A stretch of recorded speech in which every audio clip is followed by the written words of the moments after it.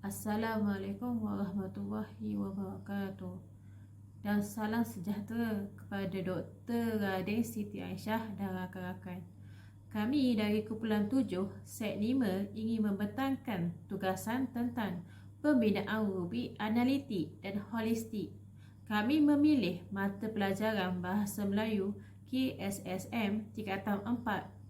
Topik yang kami pilih adalah topik 3, kemahiran menulis.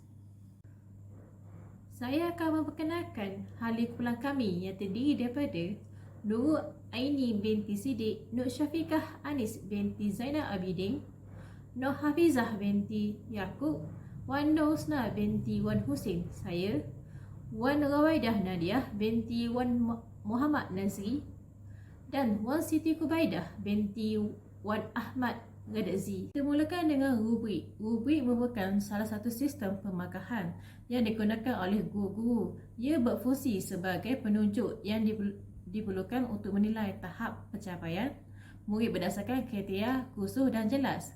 Kepentingannya membantu guru dalam membuat penilaian terhadap pelajar berdasarkan kriteria yang ditetapkan. Rubrik dibahagikan kepada dua, iaitu rubrik analitik dan rubrik holistik. Kita mulakan dengan rubrik analitik terlebih dahulu. Rubrik analitik.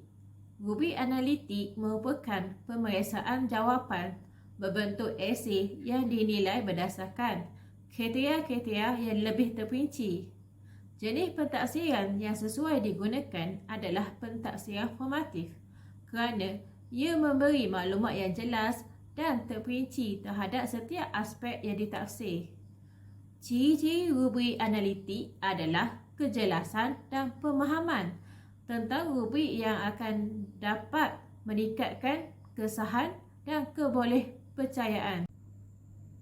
Soalan rubrik analitik yang kami pilih berbentuk karangan ataupun kemahiran menulis. Tema yang dipilih mengikut DSKP dan juga buku teks KSSM adalah alam sekitar dan teknologi hijau. Domain yang dipilih adalah awam. Soalannya ialah sungai tidak terurus dianggap punca berlakunya banjir. Jelaskan pernyataan di atas. Markah keseluruhan untuk karangan ini adalah 70 markah. Terdapat beberapa langkah untuk membangunkan rubrik analitik. Langkah pertama, menyemak objektif pembelajaran topik 3, kemahiran menulis, mengikut DSKP Mata Pelajaran Bahasa Melayu KSSM.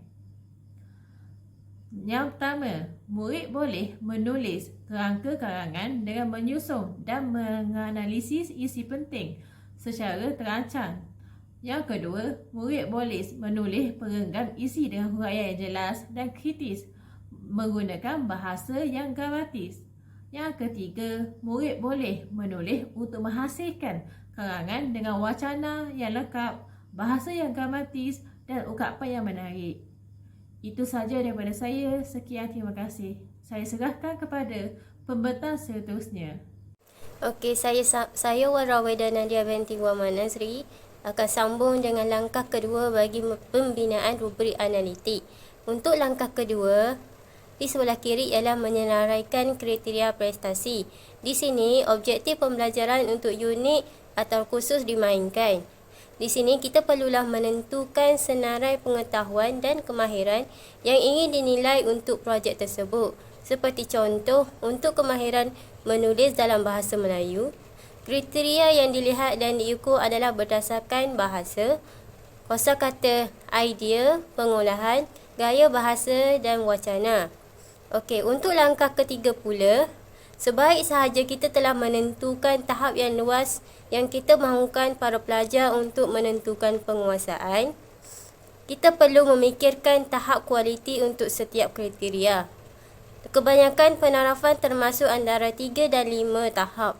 Sesetengah guru boleh menggunakan gabungan nombor dan label deskriptif seperti 5 cemerlang, 4 kepujian, 3 baik, 2 memuaskan dan 1 kurang memuaskan, yang mana diatur bermula dari tahap yang tertinggi sehingga yang terendah. Okey, untuk langkah yang seterusnya, langkah keempat pula, kita haruslah bangunkan grade. Langkah kelima, menulis deskriptor atau skor berangka pada setiap tahap prestasi. Ini mungkin merupakan tahap yang sukar untuk membuat rubrik. Di sini anda perlu menulis kenyataan pendek jangkaan kita di bawah setiap peringkat prestasi untuk setiap kriteria tunggal. Penerangan mestilah khusus dan boleh diukur. Bahasa harus selari untuk membantu pemahaman pelajar dan sejauh mana standard yang dipenuhi harus dijelaskan. Okey, akhir sekali, setelah membuat bahasa deskriptif untuk semua peringkat, kita sudah boleh berlatih untuk menyesuaikan menggunakan rubrik serta berkongsi rubrik bersama pelajar, malah membantu menilai hasil kerja pelajar dengan menggunakan rubrik yang dibina. Dan jangan takut untuk menyemak semula rubrik seperti yang diperlukan. Terima kasih. Okey, seterusnya berkaitan dengan panduan penskoran rubrik analitik. Iaitu pendahuluan, manusia dan seluruh isi bumi saling berkaitan dan saling memerlukan. Sungai merupakan sejenis saluran air semula jadi yang besar. Sumber sungai mungkin daripada tasik, mata air ataupun anak-anak sungai, bertujuan untuk mengalirkan air ke kawasan tadahan dan banyak memberikan manfaat terutamanya kepada proses mengawal dan mengelakkan banjir. Antara isi-isi dalam karangan yang ditulis oleh pelajar iaitu yang pertama, manusia mengeksploitasi alam. Mereka sanggup mencemarkan sungai demi kepentingan mereka. Yang kedua, pembuangan sampah. Yang ketiga, hakisan sungai secara semula jadi. Yang keempat, sungai tidak dibersihkan. Yang kelima, hujan lebat. Dan seterusnya penutup, sistem pengairan yang baik dan cekap akan memudahkan pengaliran air dan mengurangkan kesan pencemaran ke atas kualiti air dan mengelakkan bencana alam terutamanya banjir. Okey, seterusnya langkah 8 itu menilai hasil kerja pelajar. Okey, iaitu jawapan rubrik analitik. Pelajar menggunakan 3 isi, iaitu dari segi manusia tergamak mengeksplorasi seluruh alam, pembuangan sampah dan terjadinya hakisan sungai. Okey, terdapat 3 isi dan pelajar menggunakan huraian serta contoh dan koheren yang kuat bagi setiap ayat. Okey, kemudiannya langkah 9 iaitu saya makan rubrik pemarkahan iaitu cemerlang. Okey, dari segi bahasa pula, pelajar menggunakan bahasa gramatis iaitu dari segi kata dan ayat. Penggunaan tanda baca yang betul dan tepat.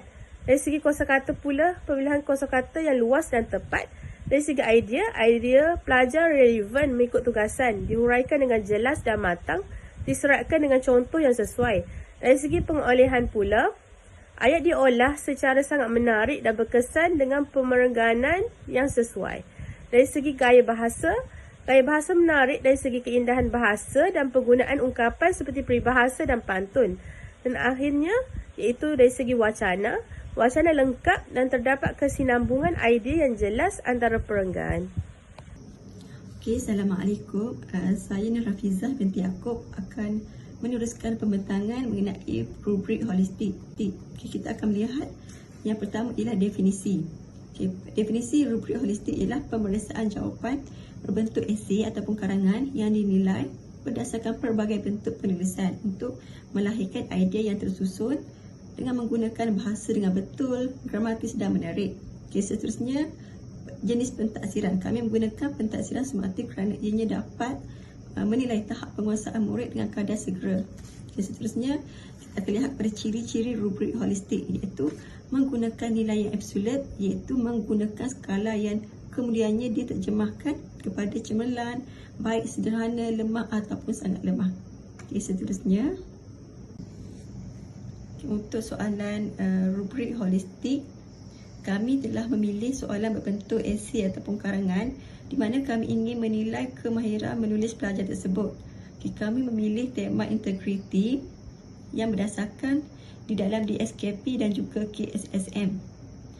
Okay, soalan kami berbentuk saban tahun isu gejala sosial dalam kalangan remaja semakin membimbangkan. Hal ini kerana terdapat faktor-faktor yang mempengaruhi berlakunya gejala sosial dan dalam kalangan remaja bincangkan. Okey, soalan kami ini memperuntukkan markah sebanyak 70 markah. Okey, langkah yang pertama iaitu menyemak objektif pembelajaran. Di sini kami senaraikan 3 objektif pembelajaran yang kami gunakan. Yang pertama ialah menulis rangka karangan dengan menyusun dan menganalisis isi penting secara terancang. Okey, yang kedua menulis perenggan isi dengan huraian yang jelas dan kritis dengan menggunakan bahasa yang gramatis. Okey, yang terakhir ialah menulis untuk menghasilkan karangan dengan wacana yang lengkap, bahasa yang gramatis dan ungkapan yang menarik. Okey, sekian daripada saya. Terima kasih. Okay, baiklah. Assalamualaikum warahmatullahi wabarakatuh. Saya Wan Siti Kubaida binti Wan Ahmad Razi akan meneruskan perbantangan berkenaan dengan rubrik holistik. Okey, di langkah yang kedua, kami telah menyenaraikan grade prestasi. Okey, dapat lihat di sini kami telah terapkan 5 grade prestasi, iaitu yang pertamanya cemerlang, baik, sederhana, lemah dan sangat lemah. Okey, seterusnya adalah langkah yang ketiga yang mana kami menerangkan skala penilaian mengikut grade yang ditetapkan. Okey, dapat lihat di sini perbandingan antara rubrik holistik dan rubrik analitik, yang mana rubrik holistik hanya umum dan rubrik analitik menumpukan kepada kriteria-kriteria yang ditetapkan lah, tidak seperti yang rubrik holistik ini. Okey, baiklah, seterusnya adalah langkah yang keempat, iaitu pembinaan grid dijalankan, dan seterusnya adalah langkah yang kelima yang mana tambah deskriptor berdasarkan grade dan skala. Okey, maksudnya di sini adalah kita akan buat deskripsi berdasarkan grade dengan skala. Okey, deskripsi yang pertama iaitu yang menunjukkan grade cemerlang dan berskala antara 63 hingga 70 markah. Okey, deskripsinya adalah contohnya apabila karangan fakta itu yang ditulis oleh pelajar telah memaparkan satu pengetahuan dan pemahaman yang jitu dan menyeluruh terhadap soalan, akan diklarifikasikan grade cemerlang dan berskala 63 hingga 70 markah. Okey, seterusnya pula apabila deskripsi untuk baik, grade baik dan berskala markah 53 hingga 62, iaitu pengetahuan pelajar itu menulis karangan itu yang mempunyai pengetahuan dan pemahaman yang mendalam terhadap kandungan yang relevan. Okey, dan seterusnya lah. Okey, baiklah. Setelah rubrik ini siap dihasilkan, langkah keenam iaitu boleh berlatih menggunakan rubrik ini untuk menyesuaikan bagi menilai kerja-kerja pelajar, dan juga langkah ketujuhnya adalah rubrik ini boleh dikongsi bersama pelajar, dan akhir sekali kita juga boleh menyemak balik rubrik kita untuk mempertimbangkan keberkesanan terhadap rubrik ini dan penambahbaikan yang boleh dibuat. Okey, itu sahaja daripada saya. Sekian, terima kasih. Assalamualaikum warahmatullahi wabarakatuh. Nama saya Nurul Aini binti Mat Siddiq. Pada kali ini saya akan memberikan contoh panduan pensekoran rubrik holistik, yang mana dalam karangan atau sesebuah esei ini terdapat 3 kriteria yang pelajar perlu tekankan, iaitu pertama pendahuluan, yang kedua isi-isi, dan yang ketiga penutup. Pada peringkat pendahuluan, iaitu perangan pendahuluan, pelajar hendaklah memperkenalkan tajuk karangan kepada pembaca, yang mana dalam perangan ini belum terdapat sebarang isi, tetapi menyatakan hal yang berkait rapat dengan ayat tersebutlah. Pendahuluan boleh dibina dengan 3 hingga 5 ayat. Karangan bermula dengan ayat pengenalan. 1 ayat pengenalan dikira sudah memadai. Ayat ini akan membawa pembaca untuk memahami tajuk dan isi secara umum.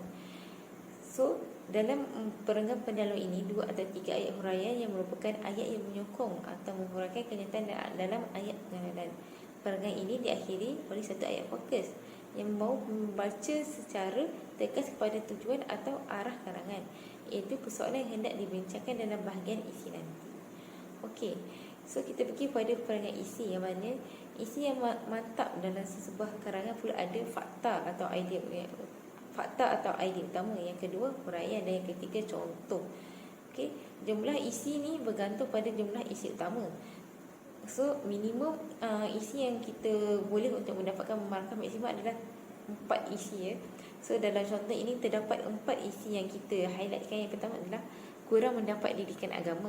Yang kedua, tidak memberikan kasih sayang sepenuhnya. Dan yang ketiga, pengaruh dengan rakan sebaya. Dan keempat, pengaruh media massa. Okey, penyusunan isi utama perlu mengikut kepentingan, iaitu yang mana yang lebih penting atau yang dapat dihuraikan dengan jelas hendaklah didahulukan. So setiap perangan isi boleh dihuraikan dengan 4 atau 5 ayat. Perangan isi ini dimulakan dengan satu ayat topik, iaitu ayat menyatakan isi yang utama. Sebagai contoh, kurang mendapat didikan agama sebagai isi pertama. Kita boleh letak ibu bapa kurang memberi didikan agama dan moral. So apa contohnya? Contohnya membenarkan mereka keluar rumah sehingga lewat malam tanpa menghiraukannya.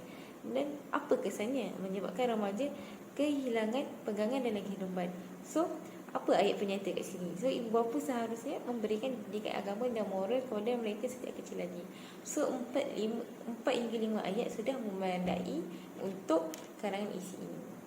So untuk perenggan penutup ini berfungsi membuat rumusan secara keseluruhan segala idea yang telah dicurahkan dalam perenggan-perenggan sebelumnya, yang mana ia dibina dengan menggunakan 3 hingga 5 ayat. So kesimpulan mestilah lembut tetapi berkesan. Perlu ingat, jangan mengulangi isi-isi yang telah dikemukakan. So gunakan penanda wacana yang sesuai seperti kesimpulannya, tegasnya, konklusinya dan lain-lain.